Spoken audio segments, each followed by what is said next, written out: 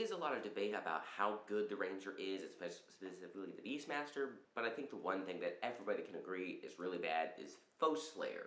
So we're not going to talk about that just right now. We got to talk about the rest of the other features, the ones that kind of get overlooked. But when you look at them, they're also not that good for things like Vanish and Landstride. So we're going to get to those pretty much now. So Landstride is an 8th level ability that the Ranger gets. I think it's also an 8th level ability for the Circle of the Land Druid. It does have a lot of words in there, but basically Landstride is immunity to non-magical plants and all the bad things that will happen from those, and resistance to magical plants. It makes sense for the Ranger because they're walking in the wilderness and plants are the least of their problems.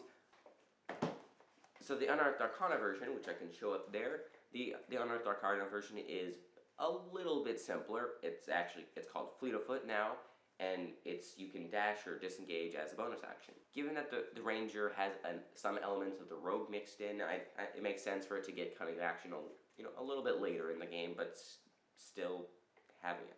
I liked both of these features, and I thought one of these is more situational. It's not going to come up as often, but the other two also useful. But it's at 8th level now. It's like 6 levels after the Rogue gets it. So I thought I'd do a little reworking of it, and so what I did was I just combined them. I said when you dash and disengage as a bonus action, the benefits of Landstride, they're a little bit reworded, but basically you get the Landstride feature active for 1.5 rounds after you use your dash or disengage. So I see it as the Ranger getting to like a heightened sense of awareness and attunement with nature and being like just dodging through all the plants and things like that. So I probably should give this feature a new name, since it's not Landstride from Circle of the Land, and so people get confused, but I'm not sure what I would name it. If you have any ideas, let me know in the comments. So let's move on to Hide in Plain Sight and Vanish. Hide in Plain Sight, you get +10 to stealth if you cover yourself in dirt and mud and don't move. It's great for setting up ambushes, but it's very situational. So I actually took that out of my version of the Ranger. I'm not sure if I want to put it in along with Vanish, but I felt that it's better to have Vanish closer to 1st level. Maybe we should put Hide in Plain Sight somewhere in the Ranger, but let's just move on to the Vanish. So you see what I did with the feature. Both the PHB and Unearthed Arcana have Vanish is a 14th level ability. You can use the Hide as a bonus action, and you can't be tracked by non-magical means. What I did in my version is I moved it down to 10th level instead of 14th level, because at 14th level, it's nearing the end of most published campaigns, and I feel it's not that good of ability to be second to your Capstone for that campaign. So instead I put it at 10th level, about 2/3 the way through the campaign if you're doing a 15th level campaign, or halfway if you're doing a 20th level campaign. I would love to move it closer to tier 1 or much more into tier 2, but we don't want to feel like I don't want to front load the Ranger. We already have my version of Landstride at level 8, so I feel level 10 is the best we can do. I also add a little bonus so that it also applies with Natural Explorer. If you're traveling for an hour, all the people you're with, they can't get tracked by non-magical means as well. And as a side note, yeah, I'm not changing that much. I don't think much needs to be changed. Alright, so now we go to Feral Senses. This is untouched by the Unearthed Arcana as well. It's at 18th level. You know the location of invisible creatures, and you don't have disadvantage on attack rolls against them. But I still think the invisible creatures get an advantage on their attack rolls against you, maybe since you know their location.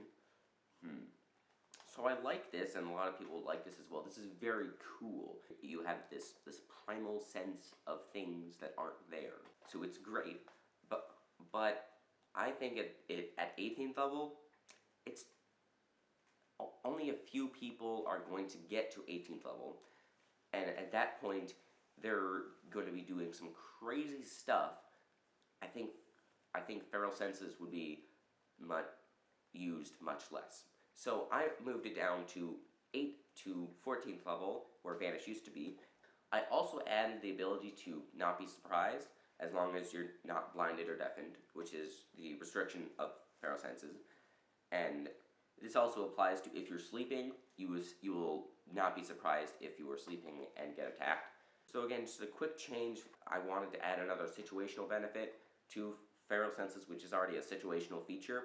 I think that'll about do it for that feature. So let's move on to the Capstone of the Ranger. Level 20, Slayer's Prey.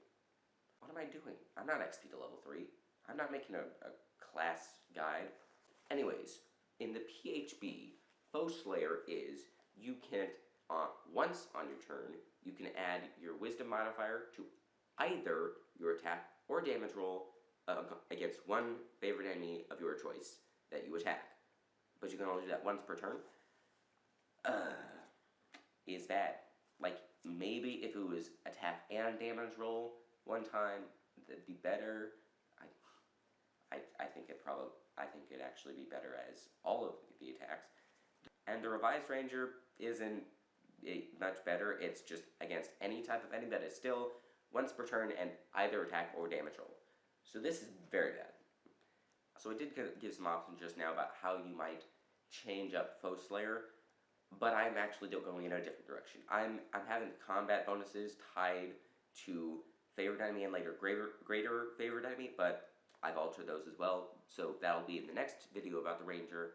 But what I've done is I've completely thrown out Slayer's Prey, Foe Slayer, keep making those two up, and I've made something else.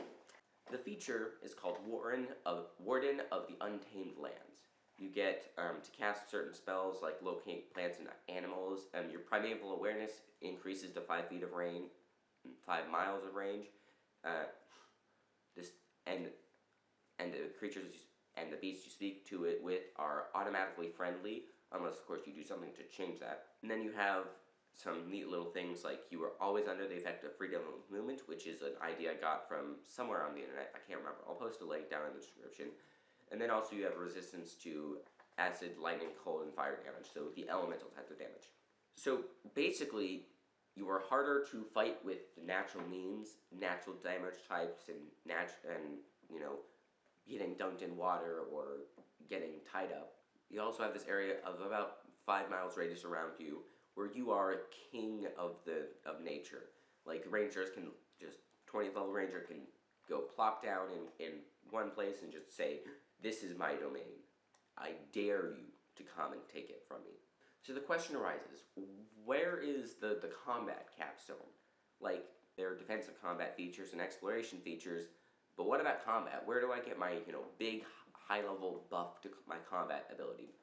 Well, my good friend, that is something that I will talk about in the next video about the Ranger.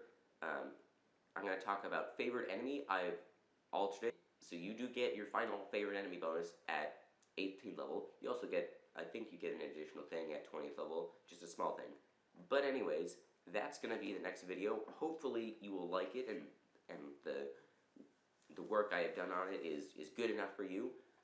It should have been, up here where my hand is if I posted it. If not, well then you're just going to have to wait and see what happens.